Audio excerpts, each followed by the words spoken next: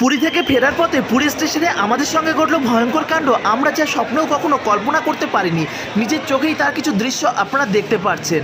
প্রিয় বন্ধুরা, রথযাত্রা শেষ, এখন আমাদের বাড়ি ফেরার পালা। আর বাড়ি ফেরার পথে এমন ঘটনা ঘটবে, সত্যি এটা স্বপ্নেও কখনো কেউ ভাবতে পারে না, কেননা প্রত্যেকেই চায় সুস্থভাবে বাড়ি পৌঁছাতে। প্রিয় বন্ধুরা, আমরা যখন রথযাত্রা শেষ করে পুরী স্টেশনে এসে উপস্থিত হয়েছি, তখন আমাদের সামনে এসে উপস্থিত হয়েছে পুরী কলকাতা রথযাত্রা স্পেশাল যে ট্রেনটি, সেই ট্রেনটি। আর আমাদের কাছে ছিল স্লিপার ক্লাসের একটি টিকিট নয়, আমাদের সঙ্গে ছিল 4-5 জনা, প্রত্যেকেরই কিন্তু ছিল স্লিপার ক্লাসের টিকিট, কেননা এসি টিকিট আমরা পাইনি। এটাই হচ্ছে আমাদের পরম দুর্ভোগের কারণ। দেখতেই পাচ্ছেন কেমনভাবে ভক্তরা উঠছে ট্রেনের মধ্যে। কি ঘটেছে সবিস্তারে আপনাদের সামনে আমি তুলে ধরার চেষ্টা করব। তো চলুন প্রথম থেকে আপনাদের দেখায় কি হয়েছিল যখন পুরী স্টেশনে আমরা প্রবেশ করি। প্রিয় বন্ধুরা, পুরী স্টেশনে আমরা যখন রথযাত্রা শেষ করে আমরা যখন পৌঁছেছি স্টেশনে, তখন কিন্তু স্টেশনটা অপরূপ সাজিয়ে তোলা হয়েছে। রথযাত্রা অলরেডি শেষ। আর এখানে দেখতে পাচ্ছেন পুরী রেল স্টেশন বাংলাতে লেখা রয়েছে। কেন জানেন? কেননা এখানে প্রচুর বাঙালি ভক্ত আসে, সেই কারণে। তো প্রিয় বন্ধুরা, আপনাদের কাছে বিনম্র অনুরোধ, আমাদের চ্যানেলে নতুন সদস্য হলে চ্যানেলটি সাবস্ক্রাইব করবেন, বেল আইকনটা অল করে রাখবেন, ফেসবুক পেজ থেকে দেখলে পেজটিকে ফলো করে রাখতে ভুলবেন না। তো চলুন আমরা ধীরে ধীরে ভেতরে প্রবেশ করি। বেশ কটা দিন হলো আমরা শ্রীক্ষেত্র পুরীধামে আছি এবং আপনাদেরও সমস্ত দর্শন আপনাদের করিয়েছি। এখন আমাদের বাড়ি ফেরার তাড়া, কেন প্রত্যেকেই যে বাড়ি ফিরতে হবে।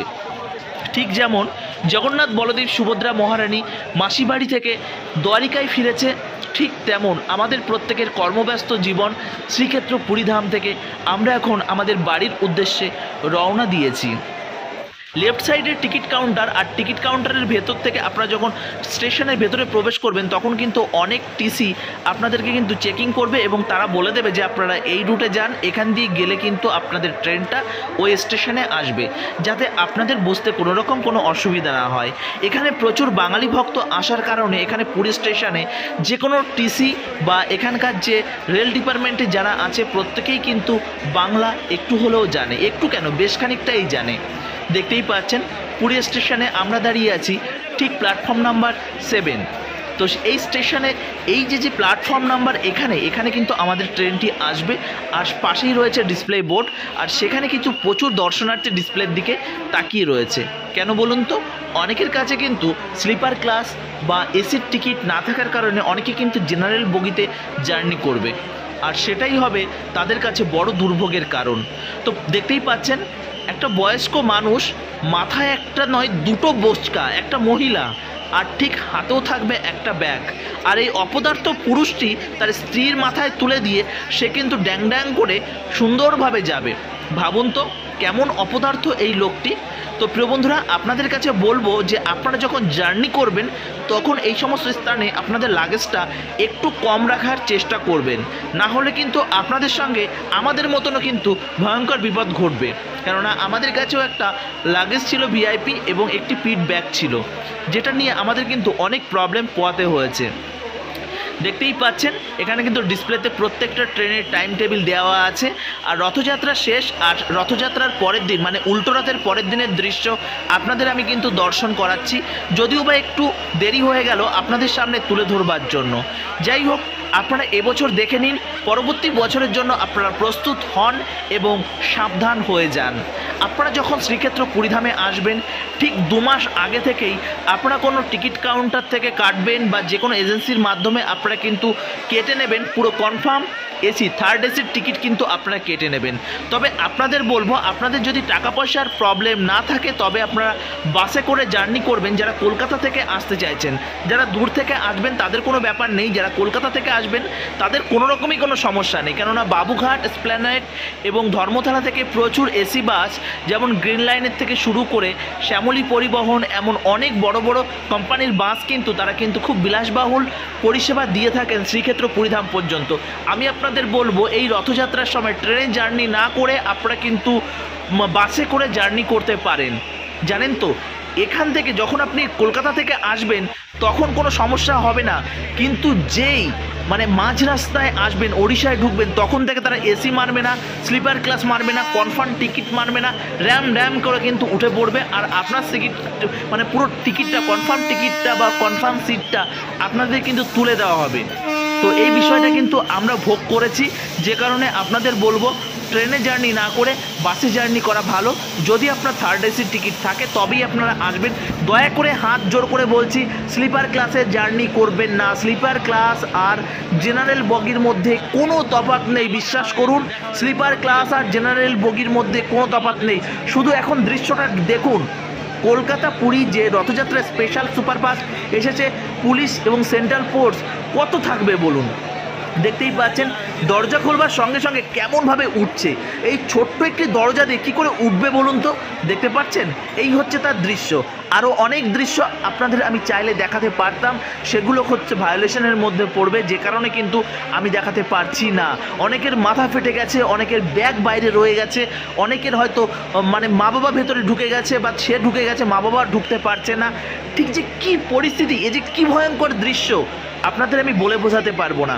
যদিও বা আমার টিকিটটা কিন্তু ছিল সেই স্লিপার ক্লাসেই, কেননা আমি থার্ড এসি টিকিট পাইনি, যে কারণে আমি ভুক্তভোগী। তার জন্য আপনাদের আমি সাবধান করছি।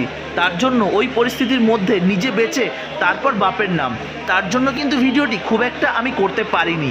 সেই মানে কি বলবো, ভয়ঙ্কর দৃশ্য, মানে কি বলবো, এটা আমি সত্যি কখনো কল্পনা করতে পারছি না। ঠিক এমন দৃশ্য আমি আগে দেখেছি এক কুম্ভ মেলাতে, আর দেখলাম শ্রীক্ষেত্র পুরীধামে এবছর। প্রতি বছরই হয়, তবে এবছর যেন একটু বেশি হচ্ছে। অনেকেই বলেছেন যে শ্রীক্ষেত্র পুরীধামে নাকি এবার লোক হবে না, সব লোক নাকি দীঘাতে চলে গেছে। এই সমস্ত মূর্খের মতন কথাবার্তা আপনারা দয়া করে মরবেন না। আমি নিজে ভুক্তভোগী যে এই শ্রীক্ষেত্র পুরীধামে এবছর মানে রেকর্ড সংখ্যক ভিড় হয়েছে, যেটা আমি স্বপ্নেও কখনো কল্পনা করতে পারিনি। অনেকের ট্রেন রয়েছে অনেক পরে, দেখতেই পাচ্ছেন। মানে তারা কিন্তু অপেক্ষা করে বসে আছে যে তাদের গন্তব্যস্থানে পৌঁছানোর জন্য ট্রেনটি আছে, সেই ট্রেনটি কখন। প্রত্যেকেই অপেক্ষা করে আছে। কেউ দিল্লির উদ্দেশ্যে যাবে, কেউ বা আবার আসামের উদ্দেশ্যে যাবে, কেউ ওয়েস্ট বেঙ্গলে যাবে, মানে বিভিন্ন স্থানে আর কি যাবে, কেউ ইউপিতে যাবে। প্রত্যেকটা স্থানেরই কিন্তু ট্রেন এবং স্পেশাল ট্রেন এই রথযাত্রা উপলক্ষে কিন্তু দিয়ে থাকে প্রতি বছর। এবছরও তার ব্যতিক্রম হয়নি। এবছরও কিন্তু বহু দূর দূরান্ত থেকে হাজারে নয় লক্ষ লক্ষ পুণ্যার্থী এবং সাধুসন্ত এই শ্রীক্ষেত্র পুরীধামে এসে উপস্থিত হয়েছে। তার দুর্লভ ভিডিও আপনাদের সামনে কিন্তু আমি তুলে ধরার চেষ্টা করেছি। আপনারা এখনও যারা দর্শন করেননি অবশ্যই দেখে আসবেন। পুরোপুরিভাবে পুরীর এপিসোড কিন্তু আপনাদের আমি দর্শন করিয়েছি। আর এখনও যারা আপনারা শ্রীক্ষেত্র পুরীধামে আসতে পারেন। শ্রীক্ষেত্র পুরীধাম এখন তুলনামূলক অনেক ফাঁকা হয়ে গেছে। দেখতেই পাচ্ছেন কি পরিস্থিতি। সত্যি এই পরিস্থিতি আমি কখনো কল্পনা করতে পারবো না। মানে আমি যে বেঁচে ফিরেছি, এটা আমার কাছে কিন্তু ভীষণ বড় একটা চ্যালেঞ্জের। সত্যি কথা বলতে কি, এমনভাবে জার্নি করার কোনো অভ্যাস আমার আগে পরে নেই। রথযাত্রা উপলক্ষে বেশ কয়েক বছর এসেছি। থার্ড এসিতে টিকিট থাকে কখনো কখনো, থার্ড এসিতে কখনো কি প্রতি বছরই থার্ড এসিতে টিকিট থাকে, যে কারণে আমরা কখনো এই মানে প্রবলেমটা আমি কখনো ফেস করতে পারিনি। এসিতে কিন্তু যথেষ্ট সিকিউরিটি থাকে, তবে জেনারেল যে বগি আছে সেখানে কিন্তু আপনি বিন্দুমাত্র সিকিউরিটি পাবেন না। সেন্ট্রাল ফোর্স প্রবেশ করতে পারবে না, কি করে আপনার হেল্প করবে? পুরো দরজা পর্যন্ত র্যাম ভিড়। এবার বলবেন যে টিকিট তাহলে কেন দেয়? যে কটা সিট সে কটার বাইরে কেন দেয়? দেখুন, সে কটার বাইরে সত্যি মানে সে কুম্ভ মেলার পরে কিন্তু তেমনভাবে আর এক্সট্রা টিকিট দেয় না। তার সত্ত্বেও অনেকে কি করেন বলুন তো, জেনারেল ক্লাসের টিকিট কেটে তারা তো বুঝবেই না, কারণ এই ভিড়ভাট্টার মধ্যে ট্রেন ঢোকার সঙ্গে সঙ্গে যে যেদিকে পারছে, যে বগিতে পারছে উঠার চেষ্টা করছে। কোনো সিট নাম্বার নেই, কোনো আপনি যদি মনে করেন যে রিল্যাক্সে ট্রেনটা নামবে, আমার সিট নাম্বার দেখবো, আমার কম্পার্টমেন্ট দেখবো, আমি উঠবো, তাহলে বুঝবেন আপনার বাড়িতে আসা হয়ে গেল। কেননা ততক্ষণে আপনার সিট দখল করে রয়েছে প্রায় 10-15 জনা 20 জনার একটা গ্রুপ পুরোপুরিভাবে আপনার সিটটা কিন্তু দখল করে রয়েছে। এবার বলবেন এটা রেলওয়ের বা রেলওয়ের যে সমস্ত কর্মচারী রয়েছে তাদের ব্যর্থতা। এটাকে আমরা ব্যর্থতা মনে করব না। কেন বলুন তো, যেখানে 50-60 লক্ষ ভক্ত এবং পুণ্যার্থী যেখানে এসে উপস্থিত হয়, সেখানে এমন ঘটনা অতি সাধারণ একটা বিষয়। প্রত্যেকেই বাড়ি ফিরবে, প্রত্যেকেই কিন্তু মানে সমস্যায় থাকে, যে কারণে আপনারা প্রত্যেকে একে অপরের সহযোগিতা করে তবেই আসা উচিত, না হলে কিন্তু এমন সমস্যা হবেই।